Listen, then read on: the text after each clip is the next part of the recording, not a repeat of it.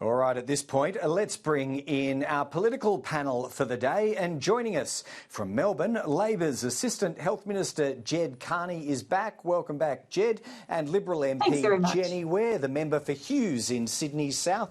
Jenny's in Sydney. Welcome to you too. Jenny, look, a bit to get through. Why don't we start out on the economy and stage 3 tax cuts? All roads lead to there at the moment. Jed, I'll go to you first of all. The justification for changing stage 3 is that middle income Australia needs relief from cost of living pressures now, but the benefits don't arrive for another 5 months. And on the inflation trajectory that we're picking up today, the worst of the cost of living crisis could well be over by then, couldn't it? Doesn't that invite more action before then? Well, that's very optimistic of you, Greg. Look, I think that would be great, but the fact of the matter is that people are telling us right now that they need cost of living relief, and I heard your interview with Minister Clare just before, and he very succinctly listed all of the factors, all of the things that the Labor government is doing to alleviate the cost of living for Australians who are really struggling right now. And it is good news that inflation is coming down. That just goes to show that all of these measures that we've introduced, which I might add the opposition screamed and yelled about would be inflationary, have in fact worked to lower inflation while at the same time giving good cost of living relief. And he mentioned a number of those like childcare, cheaper medicines, cheaper electricity bills, etc. So down the track, I think people can look forward to these stage 3 tax cuts having a further impact on the cost of living for them. It allows them to keep their budgets intact. It allows them to know that further relief is coming, and I'm sure no matter what happens in the next few months, that will be very, very welcome indeed. All right, Jenny, where I'm sure you, like every member of the Liberal Party room, will be actively considering the best way to deal with this bill when it hits the Parliament. Now, helpfully, the government is breaking down electorate by electorate the number of people who will be better off under its plan. Are you now among those in your party recognising that it's getting harder, if not impossible, for Liberals and Nationals to vote against it in the Parliament, Jenny? Well, first of all, Greg, this does, of course, represent another broken promise by the Albanese Labor government. The full stage 3 tax cuts won't be implemented following the backflip. We do need to consider the legislation. We've had announcements, but we've seen no legislation. And what will be particularly important, Greg, when this legislation comes before us, the Liberals will go through our usual party room processes. But what will be very important is how the Labor government deals with the Greens. The Greens will need to, the Labor government will need the support from the Greens to get this through, at least through the Senate. And the Greens have a very strange track record in regard to a lot of the comments and commitments the party has made around tax reform. So I think that will be, we need to have a look at the legislation before we can form a view, but what will be very telling will be what arrangements the Labor Party needs to make with the Greens. Sure thing. In the presentation of that argument, though, Jenny, where you almost make it sound like there's an incentive then for the coalition to get in and cut a deal that you might view as best in the available political circumstances, before the Greens would get to it. Well, we certainly want to see cost of living relief for all Australians. It is the major, it's the first, second, third, fourth and fifth issue for most Australians. So we certainly want to see cost of living relief. We've been calling upon that for months now from the government. And Greg, we need to see the legislation before we can consider our position, before we start any sort of negotiations or discussions with the government. Yeah, and I understand that's a process that will play out or begin to play out further in Canberra next week. Jed, just to pick up Jenny's point there, is there room for the government to enlarge the total size of the package? I mean, it didn't really, did it, in the scope of the arrangements outlined last week, not over the first 4 years anyway. Is there an acceptance that the Greens might push you further? I think that what the government has outlined is incredibly fair, and I think if you compare it to what the previous government had planned for these stage 3 tax cuts, it did not take into account the cost of living pressures on the lowest income earners in this country. And we have redistributed that money. It is the same packet of money that was flagged in the original legislation. It has been costed and is in the budget. So it's not, we hear from Treasury and from the RBA it will not be inflationary. I think this is a very responsible package, and I certainly hope it gets the support of the entire Parliament, including the coalition. I think you raised the issue of the fact that I think about 85% of people in coalition seats actually support the package and will get a very good savings in their income tax. So I think this is a good package. I'm hoping that the entire Parliament will support it. It's sensible, it's not inflationary, and it will give relief to the people who really, really need it the most. And what's your outlook, Jenny, on those who were disadvantaged or relatively disadvantaged through the Labor changes to stage 3? I mean, we're talking higher income earners, particularly those over $190,000. Will it be a Liberal ambition to fully restore to them the benefits they might have got before Labor had made these changes, Jenny? Greg, we have to, as I've said, we need to look at the legislation itself. We need to consider the full ramifications of it and the impacts it will have for all Australians across all of our electorates, and that includes Australians at all income levels. So really, until, with all Labor policies and announcement, the devil is always in the detail, and so we are waiting for the detail before we can make any other commitments around where we will go with future policy. All right. Tax reform, Jed Carney, I think you might have read today, as I did, that business groups are generally, through their peak bodies at least, somewhat despairing about the room to manoeuvre on further deep-rooted tax reform in this country. So much so, I think they're talking about organising a summit among themselves. Now that one key tax policy has been broken and redrawn, though, does that clear the way for Labor to press into other areas? What's next? Capital gains, negative gearing? Well, I think the Treasurer has made it clear that with taxing multinational corporations and making sure that they pay their fair share of tax and redistributing this income, this tax reform, right across the entire economy, not leaving out our lowest income earners, giving it to where it really needs most, has been quite broad tax reform.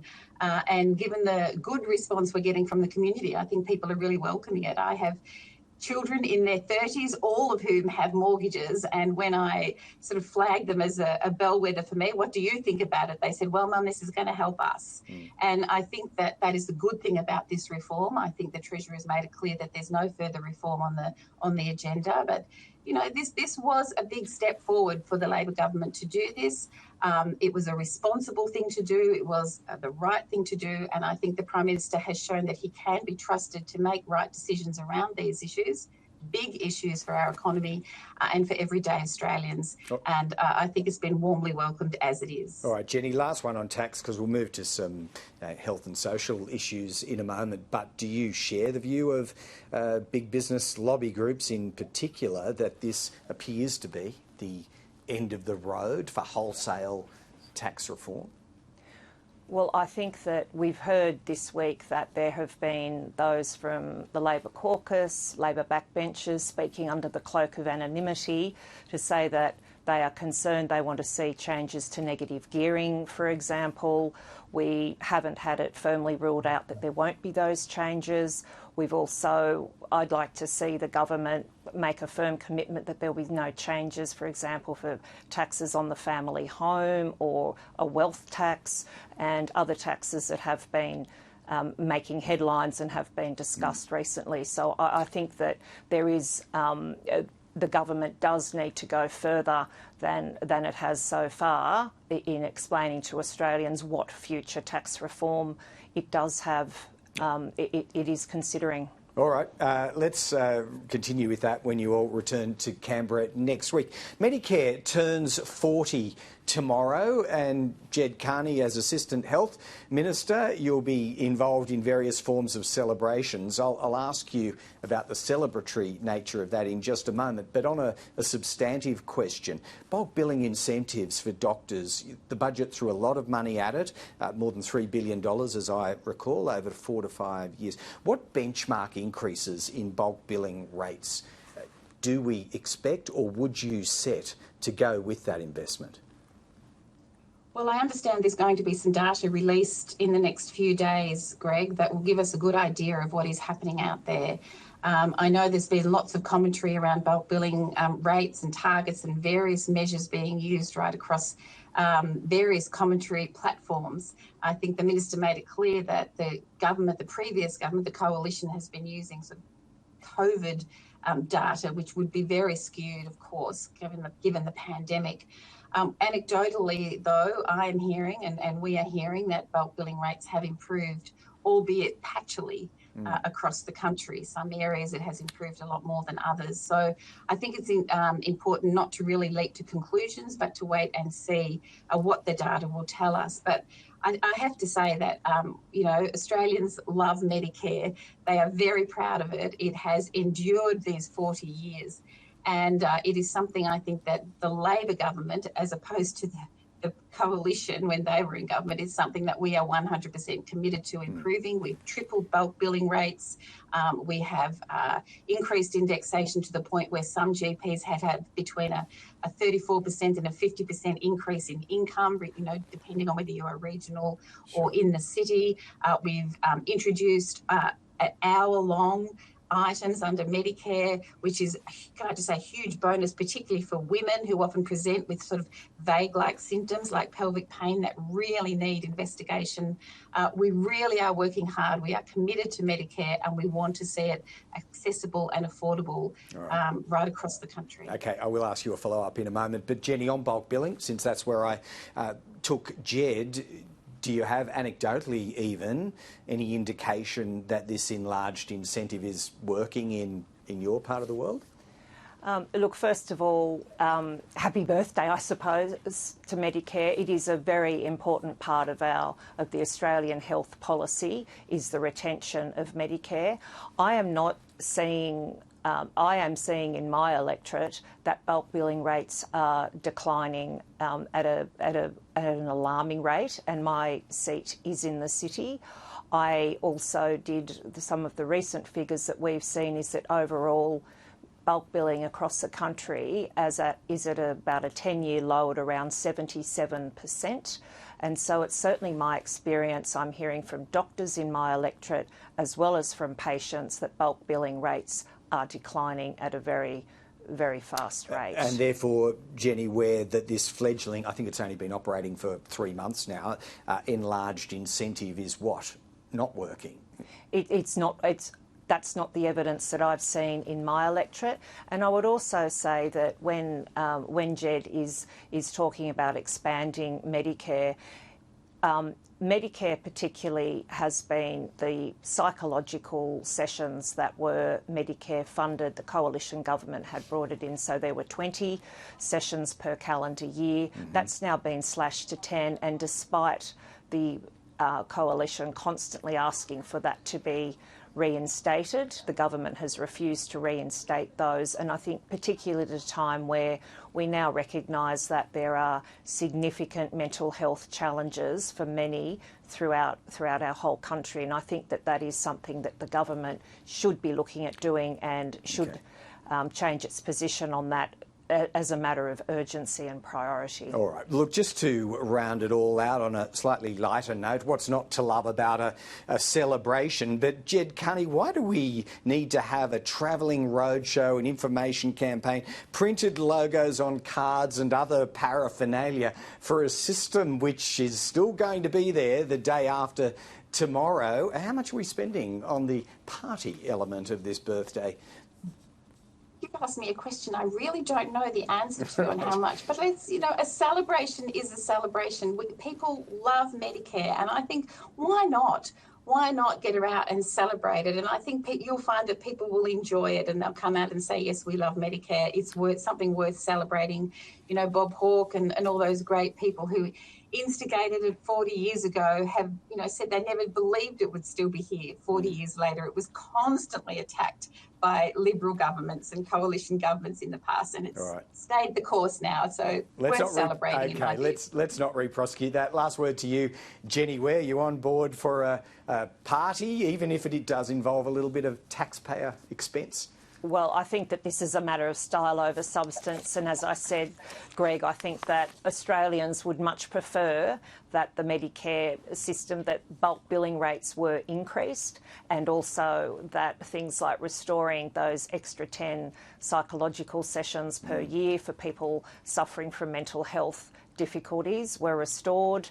And the coalition has also, in terms of women's health, has announced that it would give $4 million to ovarian cancer research, and that there would be further funding for women for both diagnosis and treatment for ovarian cancer through Medicare. So I think that Australians would rather see funding going through in meaningful ways rather than some balloons and stickers, Greg. But it's not an either-or situation, Greg. Of course, we've got a huge investment in women's health. I'm so proud of the endometriosis clinics and the stuff that I'm doing in my portfolio. And the psychology sessions, as we know, we're not going to the people who needed them. In fact, 45,000 people were blocked from getting any mental health care because of the design of that system. So it's worth revisiting that system and making sure it works for everybody. Noted both, and my takeout is neither side is proposing to, demolish Medicare at or on its 40th birthday. So